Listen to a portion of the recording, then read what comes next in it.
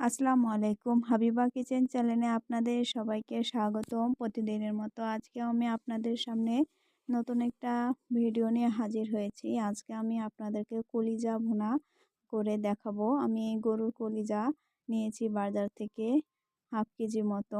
এটাকে সুন্দর করে আমি ধুয়ে পরিষ্কার করে নিয়েছি আগেই। এবার চুলাতে আমি একটা প্যান বসিয়ে দিলাম। এবার অ্যাড করে দিলাম তেল।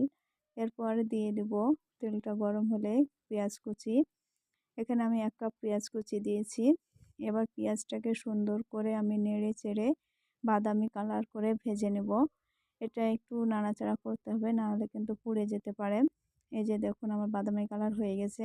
এবার অ্যাড করে দিলাম লবণ। এরপরে দিয়ে দেব হলুদ গুঁড়ো 1 চা চামচ। এবার মরিচ গুঁড়ো 1 চা চামচ দিয়ে দিলাম।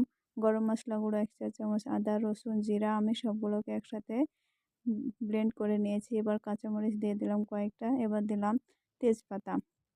সবগুলোকে সুন্দর করে আমি নেড়ে চেড়ে কষিয়ে নেব হালকা পানি দিয়ে। মশলাটা যত সুন্দর কষানো হবে রান্নাটা কিন্তু তত বেস্ট হবে। হালকা একটু পানি দিয়ে আমি আবারও নাড়াচাড়া করে মশলাটাকে সুন্দর করে কষিয়ে নেব। এই যে আমার কিন্তু মশলাটা কষানো প্রায় হয়ে গেছে। এবার আমার ধুয়ে পরিষ্কার করে সিদ্ধ করে রাখা ছিল কলিজাগুলো দিয়ে দিলাম। এবার এটাকে আবারও সুন্দর করে নেড়ে চেড়ে আমি রান্না করব। এখানে এটা ঢাকার প্রয়োজন নাই, কারণ এটা আমি আগেই গরম পানিতে সুন্দর করে পরিষ্কার করে নিয়েছি, সেক্ষেত্রে কিন্তু এটা সিদ্ধ হয়ে গেছে। এই যে দেখুন আমার কিন্তু কলিজা ভুনা হয়ে গেছে। এবার এটাকে সুন্দর করে আমি একটা পটে নিয়ে নিলাম। এই যে দেখুন কি সুন্দর করে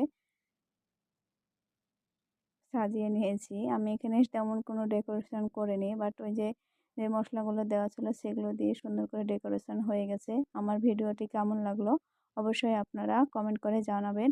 সম্পূর্ণ ভিডিও দেখার জন্য